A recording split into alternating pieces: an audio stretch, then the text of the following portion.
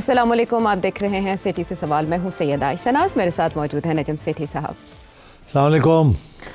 आज का शो हम मामूल से कुछ हटके करेंगे क्योंकि आपको अक्सर शिकायत रहती है कि हम हमेशा जो खानगी मामलात हैं, मुल्की मामलात हैं, उसमें उलझे रहते हैं।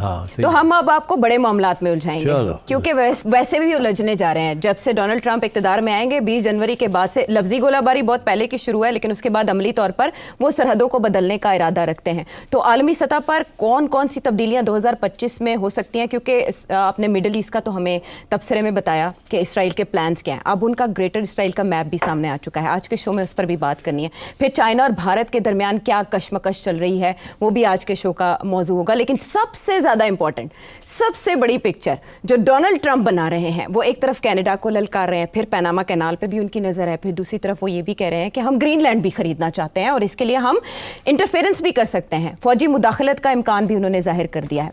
तो अब रद्द-ए-अमल तो आ रहा है, हर कोई अपनी अपनी कैपेसिटी में से नामुमकिन करार दे रहा है, कोई दिफाई बजट बढ़ा रहा है। लेकिन हमें ये जानना है कि क्या डोनाल्ड ट्रंप की इन धमकियों को, इन इशारों को संजीदगी से लेना चाहिए या ये सिर्फ एक रेटरिक है? हाँ, बड़ा इम्पोर्टेंट सवाल है। आपने निशानदेही तो कर ही दी कि वो ग्रीनलैंड के ऊपर भी नज़र रखे हुए हैं। उसके बाद वो कनाडा की बात कर रहा है कि 51st स्टेट बन जाएं आप जी। और धमकी दे रहा है कि मैं आपके ऊपर टैरिफ लगा दूंगा, आपकी तजारत के ऊपर। और ये कह रहा है कि हमारी वजह से आप जिंदा हैं, हम आपसे अगर ना माल लें तो फिर आप तो जिंदा नहीं रह सकते। उधर मेक्सिको को भी धमकी दे रहा है कि आपकी तरफ से इलीगल इमिग्रेंट्स आते हैं, आप रोकते नहीं हैं, तो या आप नहीं रोकेंगे तो फिर आप भी आ जाएं अंदर, अमेरिका के अंदर ही आ जाएं। फिर वो कह रहा है कि गल्फ़ ऑफ मेक्सिको, क्योंकि मेक्सिको के नाम पे है वो गल्फ़ जो है वहाँ, वो कहता है ये भी हमारे नाम पे होना चाहिए। आप कौन होते हैं? Gulf of Mexico. ये वैसे ही है ना जैसे बे ऑफ बंगाल, तो बंगाल के नाम पे है। और हिंदुस्तान वाले कहते हैं उसको इंडियन ओशन नाम रखा हुआ है। कुछ लोग कहते हैं इंडियन ओशन ही होना चाहिए, अरेबियन ओशन होना चाहिए। इस किस्म की बातें भी चलती रहती है ना। तो अब बात यह कि डोनाल्ड ट्रंप साहब जिस वोट के साथ आए हैं, वो वोट के दो हिस्से। एक तो ये है कि उनका एजेंडा है कि जंग नहीं मैंने करनी। वो कहता है ये हमारी अमेरिकन एस्टैब्लिशमेंट जो ये हमें इन्वॉल्व कर देती है इन वॉर्स। अच्छा। ये अपने हथियार बेचना चाहते हैं, ये अपना पावर बढ़ाना चाहते हैं, ये डीप स्टेट जिसको कहते हैं। और इसलिए he says I am oppose to all wars. इसीलिए वो कहते हैं कि रूस के साथ यूक्रेन के अंदर लड़ाई झगड़े की ज़रूरत नहीं है जी।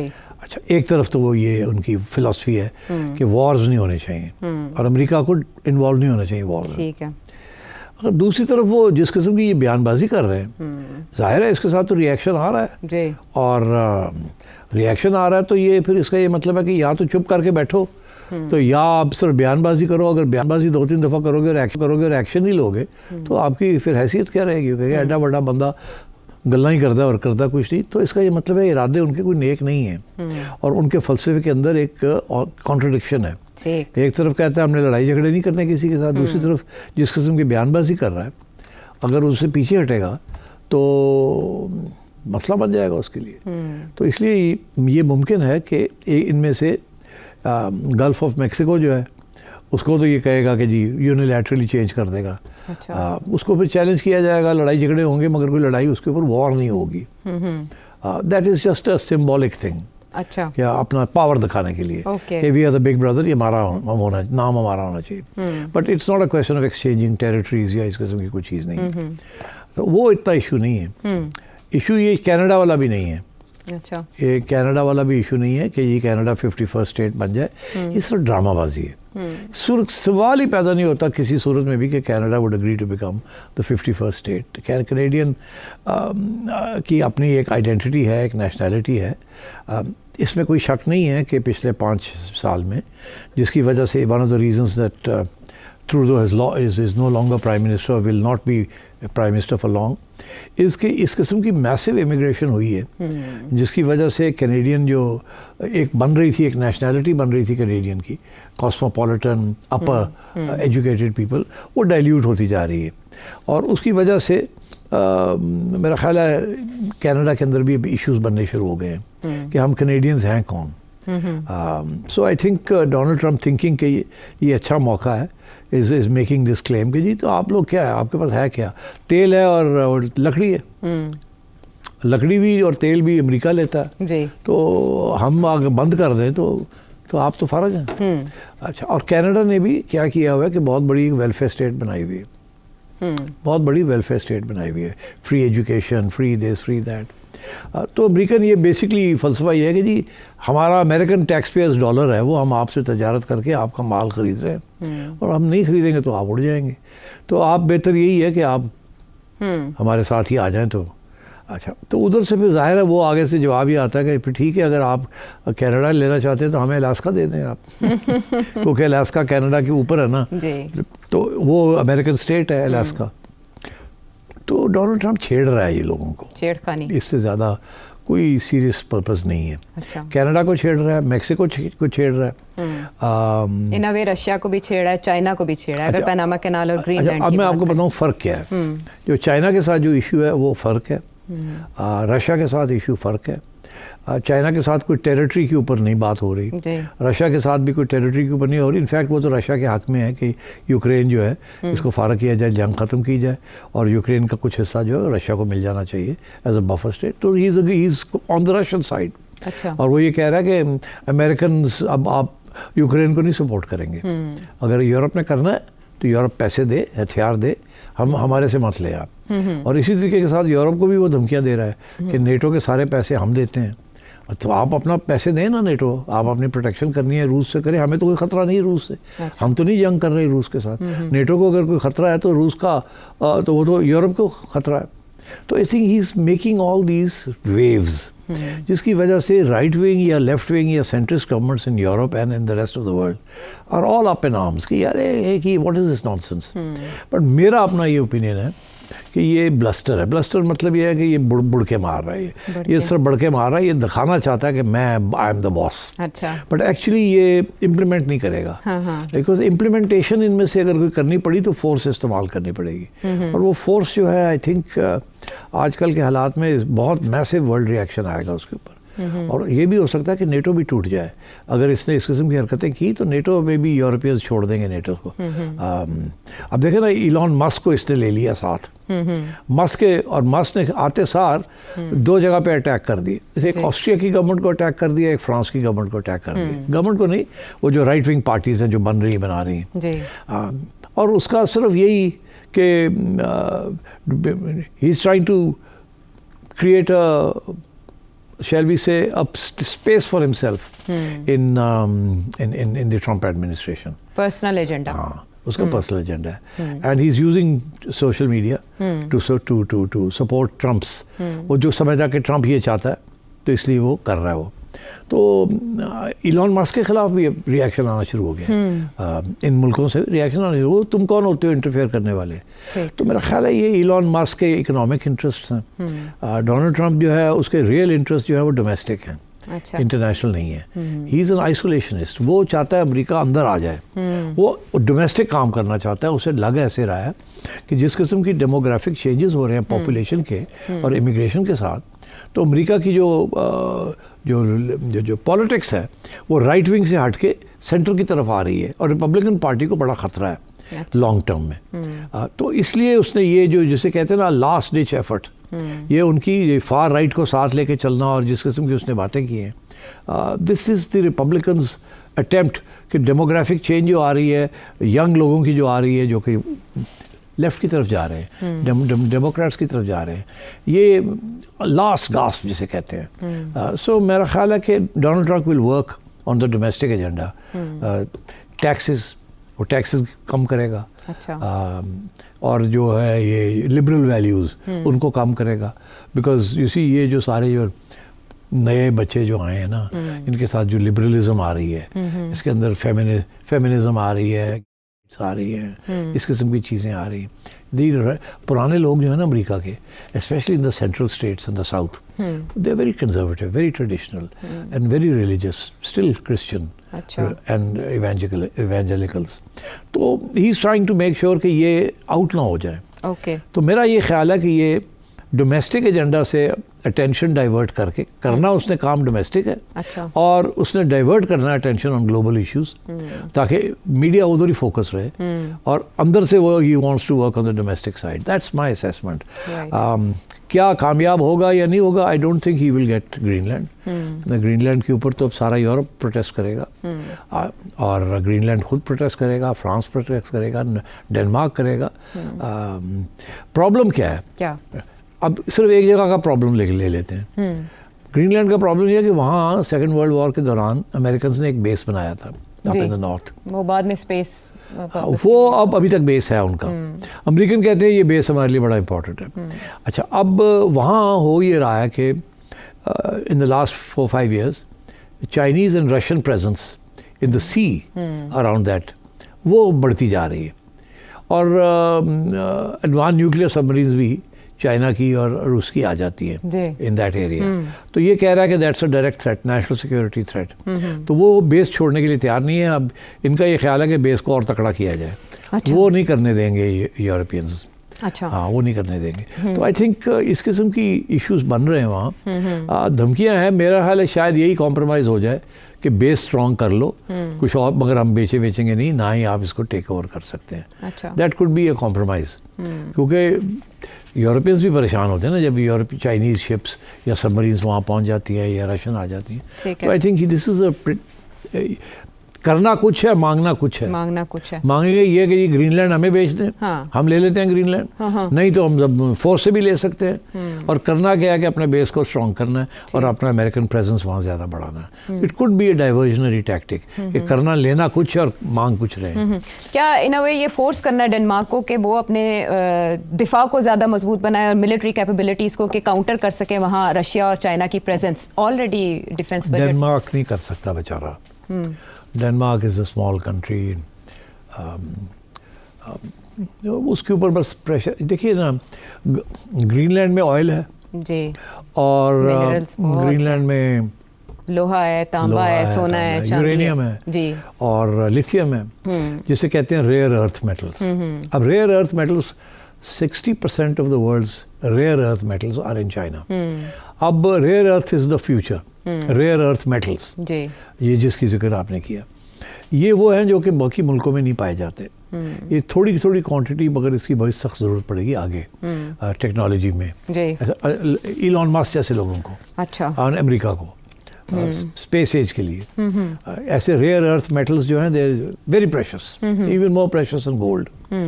तो सो आई थिंक यही फैसला है कि जी किसी तरीके से हमें कंट्रोल मिल जाए on the rare earth metals. And I think that's why he is going for Greenland, because of potentially very rich in minerals. अच्छा, इसमें ताज़ा पेशरफ्त ये हुई है कि ग्रीनलैंड के दिफाई बजट में इजाफा कर दिया डेनमार्क ने। उन्होंने कहा है कि हमारे लिए बड़ा मुश्किल फ़ैसला था हमारे मुल्क की ज़रूरियात को देखते हुए और बजट को देखते हुए। मीनवाइल जो पनामा कैनाल में मौजूदगी है चाइना की, वो कम है बनिस्बत उसके जो डोनाल्ड ट्रंप क्लेम करते हैं। तो उनके उस दावे में कितनी हकीकत है और इसको चाइना कैसे काउंटर करेगा कि वहाँ से जो कार्गोज गुजरते हैं अमेरिका के, वो कहते हैं कि उनसे चार्जेस भी कंपैरेटिवली ज़्यादा वसूल किए जाते हैं। तो ये शिकवा किस हद तक ठीक है? नहीं, देखिए, ये भी ड्रामा है सारा। प्रॉब्लम ये है कि चाइना वो कह रहे हैं कि अब चाइनीज़ शिप्स जो हैं, पहले तो 60% ऑफ द जो ट्रैफिक थी वो यूएस, अब चाइना की ट्रैफिक बढ़ती जा रही है। अच्छा, this is an attempt to threaten the Chinese कि अगर अमेरिका के कंट्रोल में होगा पनामा तो चाइना के ऊपर भी टैरिफ्स, उसने कहा ना कि मैं चाइना के ऊपर ड्यूटियाँ लगा दूंगा जो चाइनीज़ माल आता है अमेरिका में, महंगा हो जाएगा ना, तो चाइना एक्सपोर्ट कम हो जाएगी। चाइना को धमकी दे रहा है। उसे पता है कि चाइना के लिए एक्सपोर्ट करके चाइना बड़ा होता जा रहा है, तो उससे रोकना है चाइना को। वो 3-4 जगह पे उसको रोकना चाहेगा। एक ये कि साउथ चाइना सी, जहाँ से सारी चाइनीज़ शिपिंग चलती है, वहाँ उन्होंने ऑलरेडी अमेरिका ने वो कॉर्ड बना लिया है। ठीक है, तो जापान को साथ ले लिया, इंडिया को ले लिया, ऑस्ट्रेलिया को ले लिया, अमेरिका, और ये आके वहाँ बैठ गए हैं और तंग करने की इनके इरादे हैं चाइना को, वहाँ उनकी शिपिंग लेन्स को स्क्वीज़ करने के। चाइना ने इसके लिए सोचा, अच्छा अब हमारा ये एक मेन रूट है जहाँ से हमारी सारी सप्लाईज जाती हैं ग्लोबली, तो उन्होंने रोड एंड बेल्ट इनिशिएटिव शुरू किया, जिसका एक हिस्सा है सिपेक। अब सिपेक को भी तो रोकना है ना, क्योंकि सिपेक के जरिए central Asia and then Europe तो इसीलिए उसका इंडिया का खाता खोला है कि आप रोकें सिपेक को। अच्छा, तो इंडिया ने फिर तालिबान को और बलूचों को इकट्ठा कर लिया है कि आप सिपेक को रोकने के लिए आप इंसर्जेंसी करें। तो चाइना को यहाँ रोकने की कोशिश की जा रही है, उधर रोकने की कोशिश की जा रही है। अब पैनामा में, क्योंकि Chinese ships are also using Panama for export of goods to the United States, तो एक तो पैनामा के ऊपर और ड्यूटियाँ लगा देंगे अगर इनके हाथ में आ गई, तो डिस्क्रिमिनेशन करेंगे। अच्छा, और ऊपर से फिर और भी जैसे ही वो अमेरिकन पोर्ट्स में आएंगी शिप्स, वहाँ भी ड्यूटी लग जाएगी। तो चाइना को एक किस्म की धमकी दे रहे हैं। ठीक है। And this is the attempt. इन्होंने पैनामा को सीज वीज नहीं करना, that will lead to a war. War इसने नहीं करना, मगर ये इस किस्म के साइकोलॉजिकल टैक्टिक्स और प्रेशर टैक्टिक्स इस्तेमाल करेगा। इकोनॉमिक किस्म के जो सैंक्शंस हैं और इस इश्यूज हैं उनको इस्तेमाल करेगा। So again Panama is about China, CPEC is about China. ठीक। Even in my view, Greenland is about China. Not Russia. Not Russia. It's about China. Okay. और लेकिन आपने ये भी क्लियर कर दिया कि वो जंग की तरफ नहीं जाएंगे। नहीं जाएंगे। जिस हद तक धमकी से मकासद पूरे हुए। और वो तजारत और सैंक्शंस जो होंगी, और जैसे भी हमारी 3-4 कंपनीज को सैंक्शन किया है, चाइना की 25-26 को सैंक्शन किया हुआ है, उनको ब्लैक लिस्ट किया हुआ है, और इस किस्म के इकोनॉमिक मेजर्स लेगा। उसको ये भी डर है कि अगर चाइना स्ट्रांग हो गया तो डॉलर वीक हो जाएगा, इन्होंने अपनी करेंसी बना लेनी है तो क्या होगा। So I think the entire focus of Donald Trump will be on the economic front, and the main adversary will be China. तो यूरोप क्या मेहमान अदाकार बन के एक्ट करेगा और सिर्फ रशिया, चाइना और अमेरिका ही? यूरोप फारग हो चुका है। यूरोप के अंदर इतनी डिवीजन शुरू हो गई हैं, इतनी लड़ाई झगड़े शुरू हो गए हैं, और राइट विंग पॉलिटिक्स शुरू हो गई है। और कुछ लोग तो ये भी कहते हैं, I can't say, I am not an expert, but कि यूरोपियन यूनियन भी 4-5 साल के बाद फारग हो जाएगी आफ्टर नेटो। हाँ, नेटो तो भी है ना, लेकिन नेटो पहले तो रहेगा। अच्छा रहेगा। नेटो रहेगा, मगर ये कहता है कि नेटो के पैसे आप दें। मगर जो यूरोपियन यूनियन के अंदर जो अमीर मुल्क हैं, वो कहते हैं अब हम भी गरीब मुल्क जो यूरोप के अंदर हैं उनको सब्सिडाइज नहीं कर सकते। अच्छा। उसमें क्योंकि देखिए मुख्तलिफ इकोनॉमिक पॉलिसीज चल रही हैं, करेंसी एक है, तो उससे ये होता है कि अभी जर्मनी ने बहुत सारे पैसे दिए हैं स्पेन को, पोर्चुगल को, क्योंकि वो बैकग्रेसिव की तरफ जा रहे थे। तो वो कहते हैं, जर्मन्स कह रहे हैं यार हम किस को बेल आउट करेंगे, फ्रेंच कहते हैं हम क्यों बेल आउट करें। तो मेरा ख्याल है ये जो राइट विंग चल रहा है ना, the notion of European Union was the progressive idea. अब जो है अनप्रोग्रेसिव या रिवर्सल चल रही है यूरोप के अंदर, इनवर्ड अप्रोच। हाँ, तो अमेरिका में भी और यूरोप में भी। तो मेरा ख्याल है कि ये EU भी फारग हो जाएगा, आज नहीं कल नहीं परसों, एक एक करके some countries might leave European Union। लेकिन अब ब्रेक्सिट तो हो चुका है ना, हो चुका, बरतानिया तो एक तरफ हो गया। अब अगले 4-5 साल में मेरा ख्याल है EU को भी थ्रेट है कि वो रहेगा या नहीं रहेगा। And so I think world is going to change, the map of the world is going to change in the next 5 years। लेकिन यूनिपोलर ही रहेगी दुनिया या उसका भी तकरीब यूनिपोलर अब नहीं रहेगी ना, जितने ब्लॉक्स, अब European Union was suppose to be a major block. वो कहते थे एक ईस्टर्न ब्लॉक है, एक वेस्टर्न ब्लॉक है। वेस्टर्न ब्लॉक के अंदर एक यूरोपियन यूनियन था और एक अमेरिका था, देयर वाज नो थर्ड। तो इसलिए EU बना था ताकि बैलेंस कर सके। इंडिविजुअली वो countries are not strong enough, उनकी currencies were not strong enough. उन्होंने एक बना के करेंसी यूरो डॉलर जो उसको यूरो को बनाया। तो अब वो भी is in trouble. So I think unipolar world छोड़े, अब तो मल्टीपोलर वर्ल्ड बहुत ज़्यादा बन जाएगा। तो अभी दूर दूर तक कम से कम डोनाल्ड ट्रंप के निशाने पर इंडिया और पाकिस्तान तो नहीं है, सारी तवज्जो चाइना, 4 सालों में चाइना और रशिया पर ही रहेगी। रशिया पर भी नहीं रहेगी इतनी मोर, लेकिन चाइना की वजह से पाकिस्तान कहीं ना कहीं तो आ सकता है। वो आएगा ऑन द सिपेक थिंग, मगर मेरा ख्याल है डायरेक्ट नहीं आएगा, it will come by India. मगर जो चाइना है उसको वो डायरेक्ट करेगा, he'll hit China where China is vulnerable। और बाय द वे चाइना चुप करके नहीं बैठेगा। चाइना भी फिर अमेरिकन इंपोर्ट्स के ऊपर जो इंपोर्ट आउट होती हैं उसके ऊपर भी वो टैरिफ लगा देगा। तो ये एक ट्रेड वॉर शुरू हो जाएगी। अच्छा, हमें इकोनॉमिक्स में ये पढ़ाया गया था कि ट्रेड वॉर के अंदर कोई भी बेनिफिट नहीं करता, सबका नुकसान हो जाता है। अब डोनाल्ड ट्रंप जो है वो डिटर्मिन्ड है। ठीक। अच्छा, सबसे बड़ा प्रॉब्लम डोनाल्ड ट्रंप के लिए चाइना के बारे में ये आएगा कि डोनाल्ड ट्रंप को कोई 300 मिलियन, 250-300 मिलियन के दरमियान इलॉन मस्क ने कंट्रीब्यूशन दी है इलेक्शन के लिए। अच्छा। इलॉन मस्क का सबसे बड़ा पार्टनर, इकोनॉमिक पार्टनर चाइना है। उसकी टेस्ला कार जो है वो सबसे ज़्यादा चाइना में बिकती है। इलॉन मस्क कभी भी चाइना के खिलाफ तल्लुकात नहीं ख़राब होने देगा, मगर डोनाल्ड ट्रंप ने फैसला किया हुआ कि मैंने चाइना को नहीं छोड़ना। वो तो अगर इलॉन मस्क ने डोनाल्ड ट्रंप के साथ चलना है तो कहीं ना कहीं तो फिर डोनाल्ड ट्रंप और इलॉन मस्क को आपस में तय करना पड़ेगा ना, किस हद तक चाइना को टाइट करना है, किस हद तक नहीं करना। कल को इलॉन मस्क का नुकसान होना शुरू हो जाता चाइना में, फिर क्या होगा? देखिए मैं आपको एक बात बताऊँ, Elon Musk in my view अच्छा is more powerful than Donald Trump due to his control over the media. Right. And he's the richest man in the world. Donald Trump is not a rich man. He's a rich man, but वो 4 साल की presidency है ना। Elon Musk के तो बड़े लंबे plans हैं। आपको पता है उसके प्लान्स क्या हैं? वो तो कहता है कि ये जो अर्थ है ये डिस्ट्रॉय हो जाएगी इसे क्लाइमेट चेंज की वजह से और न्यूक्लियर वॉर की वजह से, जो वो कहता होगा ये डिस्ट्रॉय हो जाएगी। वो तो बाहर के प्लैनेट्स के ऊपर सिविलाइजेशन बनाने का सोच रहा है। उसने जो सारी रॉकेटरी की है और जो सैटेलाइट्स बनाए हैं और जो सारा उसकी प्लानिंग है वो यही है कि अगले 10-20 साल के अंदर अंदर वो कोई कॉलोनी बनाएगा किसी प्लैनेट के ऊपर जाके। सही। So he has got other plans. ठीक है। वो तो चाइना से भी आगे निकला हुआ है। तो ये आप तवक्को करें कि इलॉन मस्क और डोनाल्ड ट्रंप की भी लड़ाई होगी, आज नहीं कल नहीं परसों। ये चाइना के ऊपर इलॉन मस्क और डोनाल्ड ट्रंप की झगड़ा हो, डिस्प्यूट्स इनके पैदा हो जाएंगे। बहरहाल वो डोनाल्ड ट्रंप दुनिया में जजीरे और इलाके तलाश कर रहे हैं, तो इलॉन मस्क दुनिया से बाहर तलाश कर रहे हैं। बॉक्स आइडियाज़ के अलावा आउट ऑफ वर्ल्ड आइडियाज़ भी इनकॉर्पोरेट हो रहे हैं। चेंजेस कैसे आ सकते हैं दुनिया में, और मिडल ईस्ट में किसके तौसीब पसंदाना अज़ाइम जो है वो ख़तरा है। ब्रेक के बाद आके बात करते हैं।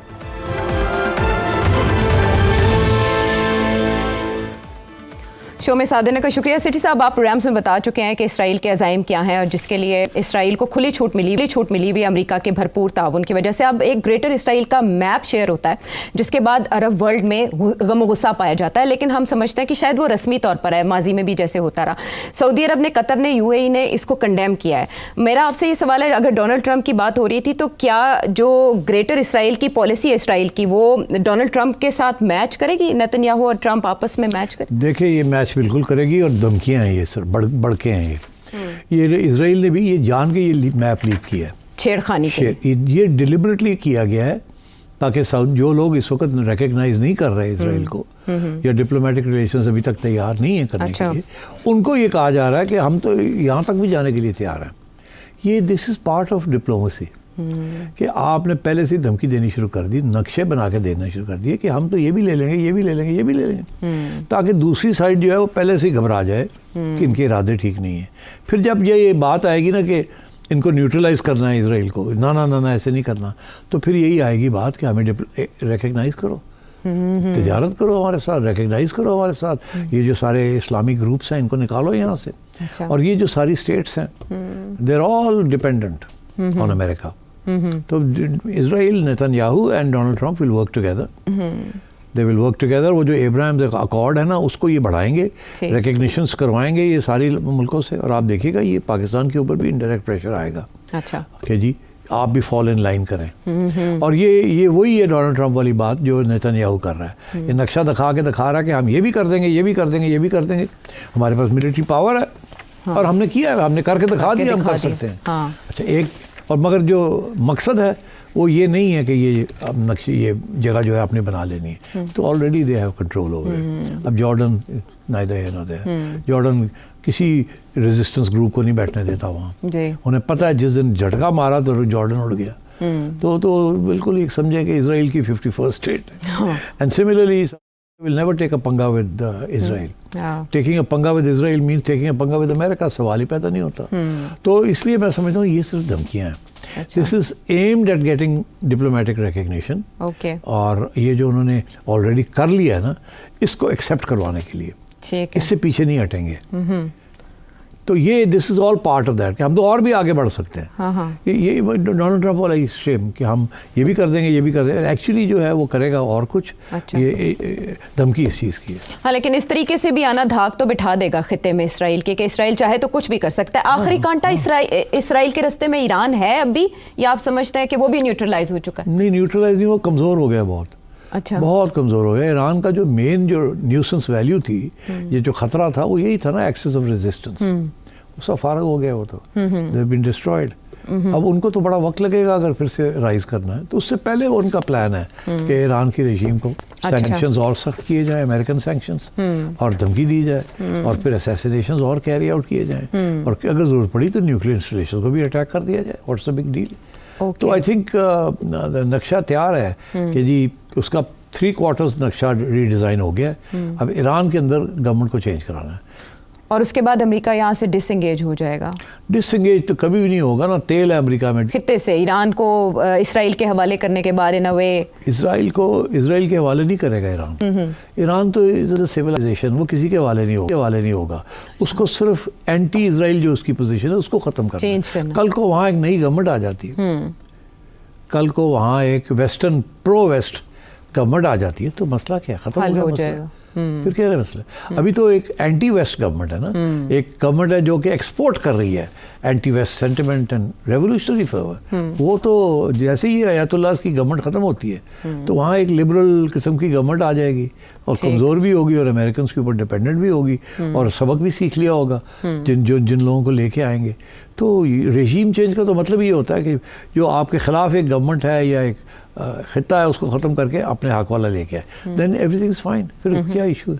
तो ये जो मज़म्मती बयानात हैं, मैं आपके एनालिसिस से ये समझ पाई हूँ कि अरब दुनिया के लिए इसराइल को रोकना अब मुमकिन नहीं है, क्योंकि सऊदी अरब ने भी ये मुतालबा किया है कि दुनिया इसमें इंटरफेयर करे, मुदाखलत करे और निज़ाम को रोके। तो दुनिया कहाँ है? नहीं है, हाँ, कोई दुनिया नहीं है, बहुत कमज़ोर है। बाकी दुनिया, मुसलमान दुनिया तो सबसे ज़्यादा कमज़ोर हो चुकी है अब, and so this forget it. आपके सबसे पावरफुल जो मुस्लिम नेशंस हैं वही तैयार नहीं है कुछ करने के लिए, और वहाँ जो नए रूलर्स आए वो तो और भी वेस्ट की तरफ जाना चाहते हैं। वो तो अब इससे ज़्यादा बात क्या करें। तो आई थिंक जिसे आप कहते हैं ना कि पॉलिटिकल इस्लाम, वो तो अब बैकफुट पे, अच्छा, थ्रू आउट।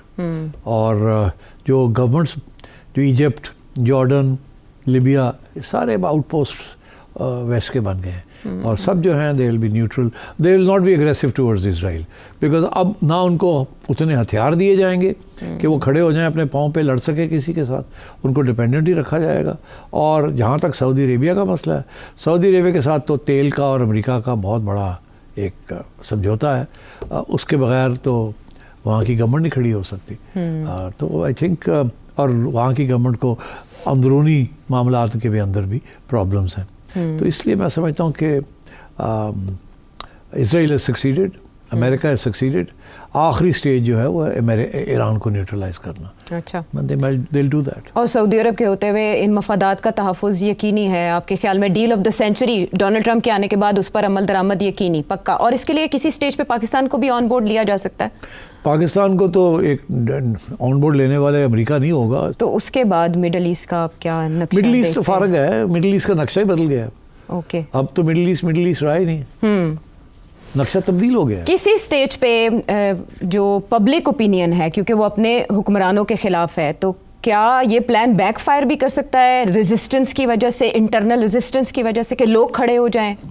लोग कहाँ खड़े होंगे? डिफरेंट कंट्री, जैसे आप ईरान में देखें कि एक ईरान में लोग खड़े होंगे तो इस गवर्नमेंट के खिलाफ होंगे ना। हाँ, वो तो प्रो अमेरिका होंगे, उसको यूटिलाइज किया जा सकता है जो वेव है। हाँ, वहाँ बहुत घुटन है, और वहाँ के लोग जो हैं वो क्योंकि अब सोशल मीडिया की वजह से और ग्लोबल कम्युनिकेशन की वजह से they are not very pro the ayatollahs. ठीक है, मिडिल क्लास बन गई है ना वहाँ, वो भी आज़ादी मांग रही है, वो भी कहती है कि हमें भी अब प्रो वेस्ट होना है। ये सैंक्शंस जो लगी हैं सबको तकलीफ हो रही है ना, ईरानियन ऑयल एक्सपोर्ट नहीं हो रहा, अभी स्टैंडर्ड ऑफ लिविंग गिर गया है, अब लोगों के पेट कटने शुरू हो गए हैं इस वजह से, क्योंकि एक इस्लामिक गवर्नमेंट है जो सियासी तौर पे it is taken on the United states and taken on Israel. पहले तो सऊदी अरेबिया के साथ भी लड़ाई थी, उनकी हर एक के साथ लड़ाई थी जी। आजकल के दौर में जहाँ दिस इज़ वेरी इम्पोर्टेंट, लोगों के पेट, लोगों की वेलफेयर, ज़रा देर कुर्बानी नहीं लोग दे सकते। Kind of free fall in middle east हम ये कह सकते हैं। Middle east is gone and the map is changed. बहरहाल दो मुख्तलिफ खितों की हमने बात कर ली, और अब हमारे पड़ोस में क्या चल रहा है, हमारे दोनों के आपस में मामलात क्या हैं, उनकी पेचीदगियों में जाएंगे एक ब्रेक के बाद।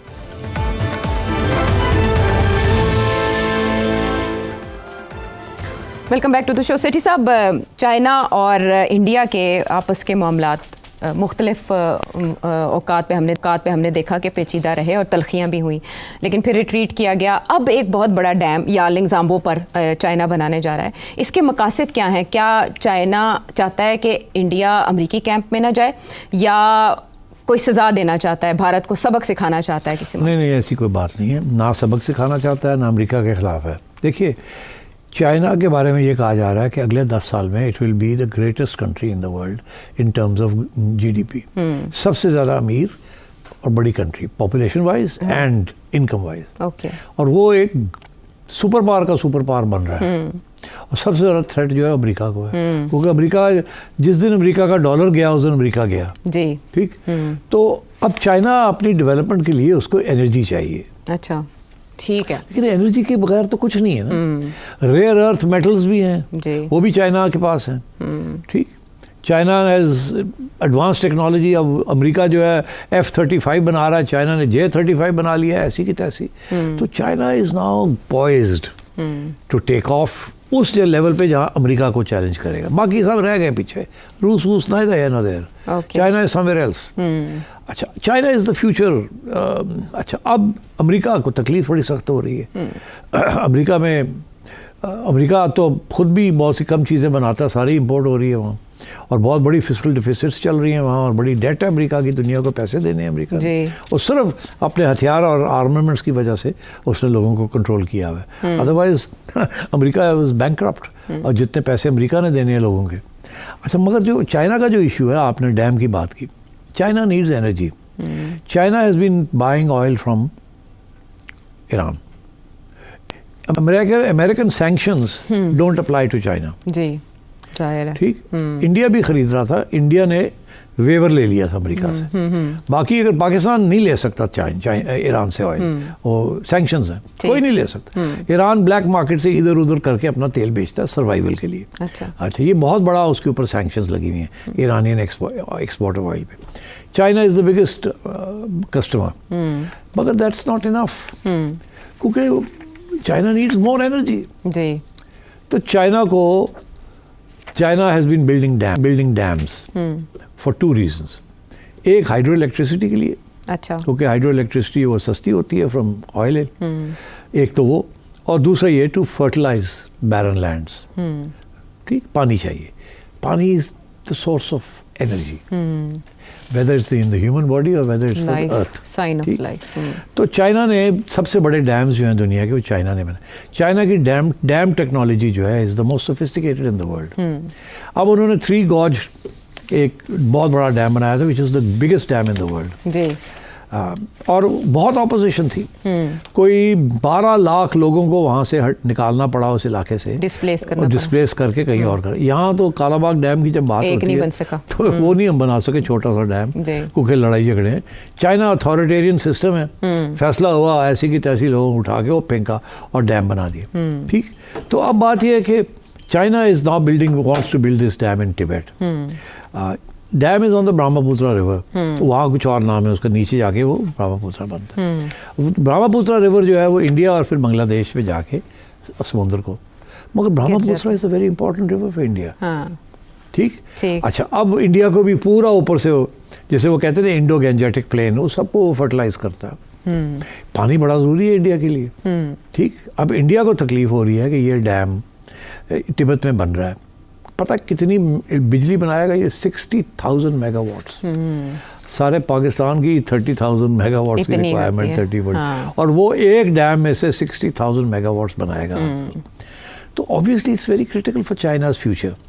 तो China is making this investment कोई छोटी मोटी नहीं है। $137 billion by the time it's finish it will go hit 200 billion. तो इट्स अ ह्यूज प्रोजेक्ट। अब होगा क्या? इंडिया के, अब वो पानी जब वहाँ डैम बनेगा, बिजली तो बनेगी पर स्टोरेज भी तो होगी ना। डैम की स्टोरेज की वजह से तो फिर वो गिरता है और वो बिजली बनती है।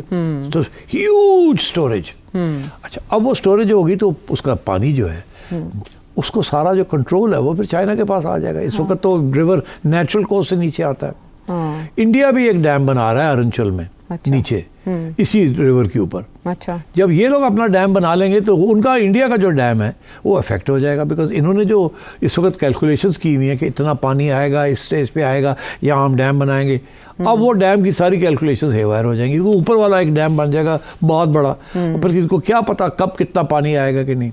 तो फिर ये है कि इंडिया फिगर डरता है कि फिर कभी वो ज्यादा पानी छोड़ देंगे, कभी वो कम मिलेगा, जैसे वो पाकिस्तान के साथ करता है। जी। हाँ। अब हमारा भी तो एक इशू इंडिया के साथ चला है ना। इन्होंने झेलम रिवर के ऊपर इंडिया ने डैम्स बनाने शुरू कर दिए। हम लड़ रहे हैं, हम कह रहे हैं कि नहीं, आप हमारा हक था, हम नीचे डैम बनाएंगे अपने लिए झेलम में, नीलम के ऊपर। तो वो भी हमने देर कर दी। वो हमारी ट्रीटी के अंदर ये था कि जो पहले बना लेगा उसका हक होगा। हमने शुरू का काम पहले किया मगर बनाया नहीं। हमने अभी तक नहीं बनाया, पैसे नहीं थे हमारे पास। वो उन्होंने बनाना शुरू कर दिया। अब लड़ाई झगड़े शुरू हो गए। अगर वो कर लेंगे तो ये हमारा और पानी का हमारा मसला बन जाएगा यहाँ, कि इंडिया पानी ले जाएगा। ठीक। तो अब बात ये है कि like we have a problem with India, अब India will have a problem with China। लेकिन उनके दरमियान कोई वाटर ट्रीटी नहीं है, और इसको क्या चाइना एक्सप्लॉइट कर रहा है? नहीं, ट्रीटी हो जाए, ट्रीटी बन भी जाती हैं, ट्रीटीज हैं भी, मगर it's a bit late in the day ना कि ट्रीटी की। अगर तो चाइना के साथ अच्छे तल्लुकात होते तो शायद वो हो जाता, मगर इंडिया और चाइना के तल्लुकात तो 1962 वॉर के बाद खराब ही रहे हैं। 1962 तक इंडिया चाइना के बारे में कहते थे भाई भाई। अच्छा। जवाहरलाल नेहरू और चू एन-लाई के बारे में ये था कि चाइना इंडिया भाई भाई। 62 में भाई भाई ख़त्म हो गया और लड़ाई झगड़े शुरू हो गए, और वो दिन है और आज का दिन है इंडिया एंड चाइना। अब इंडिया तो एक और पावर ब्लॉक का हिस्सा बन गया अगेंस्ट चाइना। तो चांसेस आए कि इंडिया चाइना की कॉन्फ्लिक्ट, बॉर्डर कॉन्फ्लिक्ट चलती रहेगी। तो काउंटर कैसे करेगा इंडिया? अभी उनके सिक्योरिटी एडवाइजर 18 दिसंबर को विजिट करके आए। कुछ नहीं कर सकता। India can't do anything. शोर डालेगा, रोना धोना करेगा, it can't do anything. China will go ahead and build this dam. It will be the biggest dam in the world, bigger than the Chinese own Three Gorges dam। अच्छा। और India चीखा मारता रह जाए, चाइना विल डू इट। तो जो China के AIIMS हैं वो सीपैक के साथ जुड़े हैं, ये सब जो नहीं, ये जो डैम है इसका ताल्लुक सीपैक के साथ नहीं है। अच्छा। इसका internal matter. CPEC is the route to the rest of the world. ये चाइना की जो एनर्जी रिक्वायरमेंट्स हैं एंड वाटर रिक्वायरमेंट्स है उसको करने के लिए। अच्छा, इंडिया क्वाड का मेंबर होने की वजह से तो कहीं चाइना ने ये मूव नहीं की? नहीं, देखिए, चाइना की पॉलिसी नहीं है किसी के साथ पंगे लेने की। वो अपना काम करना चाहता है। वो सबसे ज़्यादा इम्पोर्टेंट उनके लिए तजारत है, बिकॉज इस वक्त दुनिया की जो मैन्युफैक्चरिंग इंडस्ट्री है सारी चाइना में आ गई है। अच्छा। सबसे सस्ती चीज़ें वहीं बनती है और टेक्नोलॉजी उनके पास आ गई है। तो इसलिए चाइना को रोकना बहुत मुश्किल है। एंड इंडिया के बस की बात नहीं है। अब थोड़ी बहुत तजारत होती है between India and China, but it's not very big. From China's point of view, it's not very big. And from India's point of view also, it's not big. China is a great exporter, is not a great importer. Importer वो raw materials का है। Finished goods के साथ तो आप compete ही नहीं कर सकते चाइना के साथ। ठीक है। अच्छा, अगर हम BRI की बात करें, बेल्ट एंड रोड इनिशिएटिव की, तो नेपाल ने पिछले माह उसमें शमूलियत का इंदिया दिया और शामिल हुआ। भूटान जो है वो डिप्लोमेटिक टाइज जो है वो बनाना चाहता है चाइना के साथ, और अब जो चाइना इंडिया के साथ करने जा रहा है, तो in a way the foreign policy of Narendra Modi, उसको आप कैसे देखते हैं? कि foreign policy of Narendra Modi has failed in the region. One indication of that is के सार्क फारग हो गया। अब Bangladesh was the last pillar, वो भी फारग हो गया। तो इंडिया की रीजनल पॉलिसी तो फारग हो गई है। हाथ पैर मार रहे हैं अब अफगानिस्तान में हाथ पैर मार रहे हैं, मगर सारी जो मुल्क हैं छोटे छोटे सब इंडिया के खिलाफ हो गए। अच्छा। आखिरी ये था नेपाल और मॉरिशस रह गए थे और बांग्लादेश रह गया था, वो भी फारग हो गया। तो इसलिए India is in, as far as Narendra Modi foreign policy is concern, finished. He doesn't have a real big foreign policy input now. मगर इंडिया ने जो सबसे बड़ा कदम उठाया, क्या? इंडिया ने अपनी न्यूट्रलिटी छोड़ दी। India used to be the head of the neutral world, non aligned world. अब इंडिया अलाइन हो चुका है with America. Okay. So that is the big difference that has been made. और वो जो अलाइनमेंट है has to do with economics also. Okay. So इसलिए India is now becoming very close to the United States, and India needs American investment. India needs investment of American allies like Saudi Arabia, UAE. India is also trying to become a great global exporter. And और ये भी लोग कहते हैं कि अगर India ऐसे चलता रहा तो after China, India will be the biggest, the third or fourth biggest country in the world. तो इंडिया भी अपने पाथ पे चल रहा है, उनकी भी इकोनॉमिक ग्रोथ ठीक चल रही है, और वो भी राइट विंग की तरफ चले गए हैं। अमेरिका भी राइट विंग की तरफ चला गया, फ्रांस भी राइट विंग की तरफ चला गया, ऑस्ट्रिया भी चला गया, one by one they are all going right wing. एक ब्रिटेन है जो कि छोटा मोटा भी डामाडोल है, उधर थोड़ा सा लेफ्ट विंग आया है, बट वहाँ भी बड़ी ज़बरदस्त अटैक आ रही है। इलॉन मस्क के जरिए टारगेट किया जा रहा है, जी स्टार्मर को टारगेट किया जा रहा है। तो आप खुद ही देख लें कि किस तरीके से politics is revolving. I think India will manage. India is not a small power, economic power है इसमें, and it's growing. And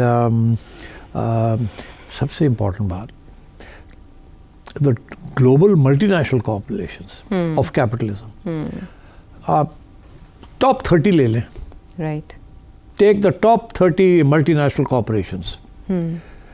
At the first, second or third level, Indians बैठे हुए। That is their outreach. Okay. आप एक पाकिस्तानी का नाम नहीं ले सकते जो किसी बिग मल्टीनेशनल चैनल से मुराद है मल्टीनेशनल कंपनी का CEO, CFO हो, whereas you identify them and you see Indians all over. And then now you see Indian Americans in the Congress. अभी एंड इन अमेरिका एक प्राइम मिनिस्टर बन चुका है जी। अभी कनाडा के अंदर भी कोई इंडियन ओरिजिन खातून, हाँ तो इंडियन ओरिजिन ही है ना, सिख तो इंडियन ओरिजिन ही है। तो अब आप देख लें कि उनका जो थ्रस्ट है वो किस तरीके से। चलें, ये बड़ा अहम पहलू जिसकी तरफ आखिर में आपने इशारा किया, जो तब्दीली के इशारे हैं 2025 में दुनिया में, वो किन नताइज पे मुंतज हो सकते हैं, आपने जाना। अगले प्रोग्राम तक के लिए इजाज़त दें।